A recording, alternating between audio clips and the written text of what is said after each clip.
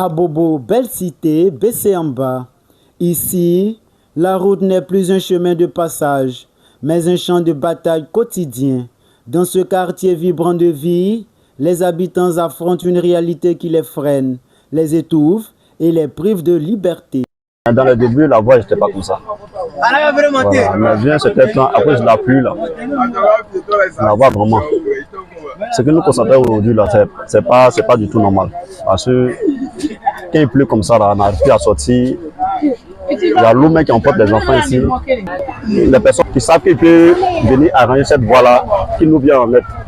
Voilà, pas à cause de nous, mais à cause aussi des enfants. Parce que souvent, même quand il pleut, les enfants n'arrivent même plus à traverser la voie pour aller à l'école. Je demande l'aide au président de la République par rapport à la route.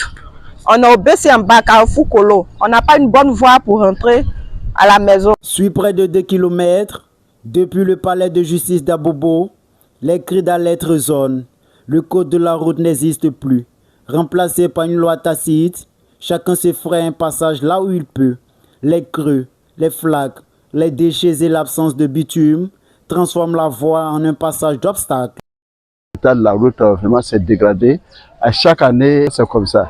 Vraiment, nous prions à l'autorité, à la maire Madame Camara et à Monsieur le député Ibrahim Ouattara, vraiment de faire l'effort pour que vraiment notre route soit bien bitumée. Et le quartier a vraiment besoin de ça.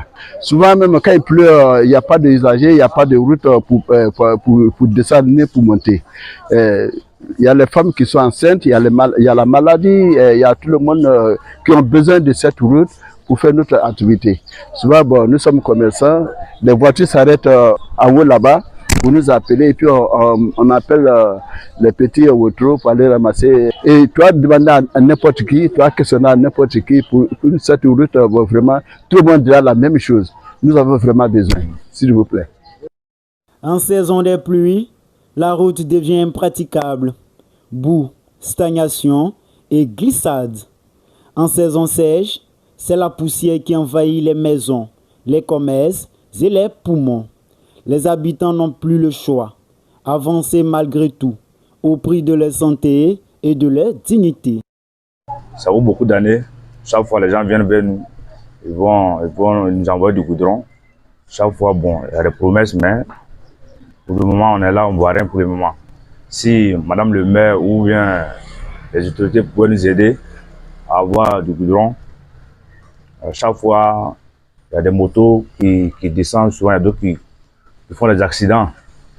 Voilà, nous, les commerçants aussi, ça ne nous arrange pas. Parce que quand tu mets le produit dans les magasins, la poussière, ça se salisse. Voilà, pour ça, souvent même, il y a des clients qui ont envie de faire achat chez nous. Mais à cause de l'état de la route, ils nous dépassent et ça va jusqu'en ville pour faire l'achat. Parce que nos produits, une fois que tu mets dans des magasins, une semaine, ça devient tout rouge. Voilà, ça devient tout rouge.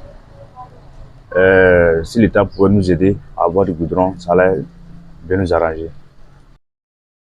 À plusieurs reprises, la population a sollicité l'intervention du gouvernement, mais les réponses tardent et l'espoir s'amenuise. Les habitants de Belle Cité Bessé réclament une route digne, un accès sûr et une liberté de circuler sans crainte. Nos parents montent dans les motos.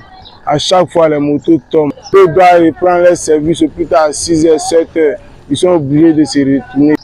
Donc nous, on prend souvent des décisions où on rassemble les motos, on charge les sacs, on met des bouchées, c'est un trou. L'année passée, sur la voie là, il y a eu trop d'accidents et il y a eu trop de morts. Belle Cité n'est pas seulement un quartier, c'est un symbole de résilience. Mais la résilience ne suffit plus. Aujourd'hui, les habitants lancent un cri collectif, que la route devienne enfin un espace de vie et non un obstacle. Leur appel est clair, il est temps d'agir.